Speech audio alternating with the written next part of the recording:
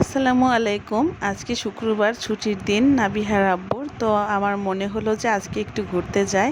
তো কোথায় আর ঘুরতে যাব? ঘুরতে যাওয়ার তো শহরের মধ্যে কোনো জায়গাই নেই তেমন। খুলনা শহর অনেক ছোট।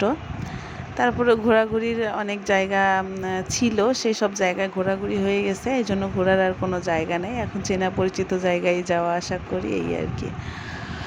তো আমরা গ্রামের একটা ভাইবস পাওয়ার জন্য চলে গেলাম শ্মশানঘাটের ব্রিজের ওই পার দিয়ে, ময়ূরী আবাসিকের ওই পার দিয়ে চলে গেলাম জুনায়েদের ফুচকা খেতে।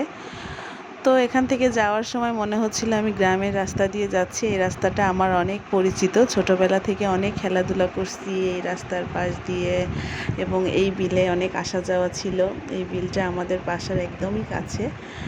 তো শহরের একদম কাছাকাছি বিলটা আমার অনেক পছন্দের, অনেক সুন্দর জায়গাটা, নিরিবিলি, এবং অনেক বাতাস থাকে গরমকালে। তারপর আবার একটা খালের মতো আছে, সেটা দেখতে একটু নদী নদী টাইপের। তো সেটা দেখতেও অনেক ভালো লাগে আমার, এই জন্য এখান থেকে ঘোরাঘুরি করতেও আমার অনেক ভালো লাগে। তো সেই জন্য মাঝে মাঝে এখানে চলে আসতাম ছোটোবেলায় আম্মাকে নিয়ে। এসে ঘোরাঘুরি করতাম, খেলাধুলা করতাম, ঘুড়ি উড়াতাম। ছোটোবেলার অনেক স্মৃতি রয়েছে এই গ্রামে।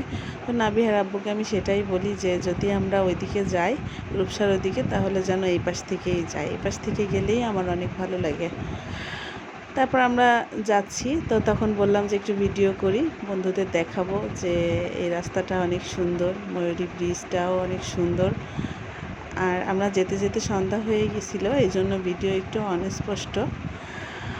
অস্পষ্ট হওয়ার কারণে দেখা যাচ্ছে না সব কিছু ভালো মতো, কিন্তু তারপরেও ভিডিও করছি।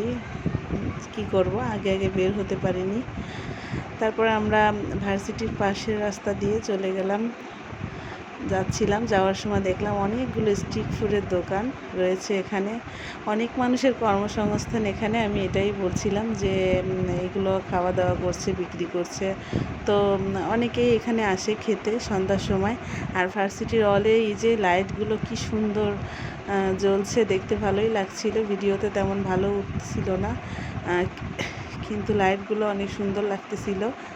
আর সাইড দিয়ে অনেক ইট রেখে দিছে, দেখতেই পাচ্ছেন আপনারা। আমি রাস্তাটা সম্পূর্ণ তুলেছি, এবং এখান থেকে যাওয়ার সময় দেখছিলাম হলের লাইটগুলা। তারপর আমরা ফুচকার কাছে চলে গেলাম, ফুচকা খাওয়া শুরু করলাম। নাবিহার আব্বু ফুচকা খাচ্ছিল, একটা দই ফুচকা, একটা